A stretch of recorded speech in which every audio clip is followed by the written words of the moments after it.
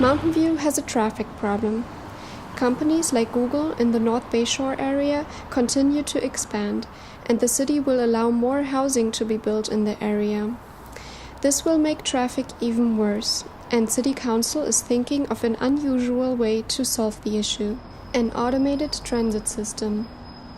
This driverless transit system could be an aerial cableway, a large vehicle on a so-called guideway, which is a track that separates it from the road, a smaller vehicle on a guideway that carries single individuals or small groups of people, or it could be an automated vehicle like a bus that mixes with street traffic or drives on a special lane.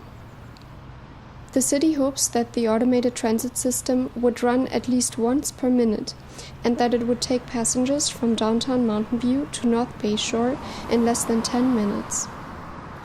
VTA buses, Google's and other companies' shuttles, as well as MVgo and Mountain View community shuttles, which are jointly run by the city and companies, also operate in the area between downtown and North Bayshore, but they can easily get stuck in traffic.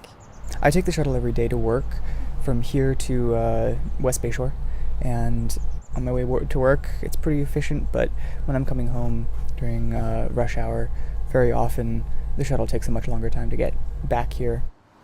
In a study that started this January, the city is exploring automated vehicles which could run on a dedicated bus lane, and vehicles for small groups of people that operate on a guideway. Near the NASA Research Park at Moffett Field, a company called Skytran is developing such a guideway system. Skytran uses its own form of passive magnetic levitation to levitate the vehicle off the track a few centimeters. The system is going to be elevated to get it off the ground level where all the other traffic is. But which kind of automated transit system Mountain View will choose, how long the decision and building are going to take, and where the money will come from are still open questions. Building the automated transit system might cost between $85 million and $135 million per mile, and the city has not yet identified funding sources. These systems take a long time, so best to start planning with the expectation that, maybe in 10 years we'll get something. Frankly, on the other hand, and I tend to just think about how is that going to affect people, because yes, we have bus drivers, and where do these folks who are in those businesses go if they lose their jobs?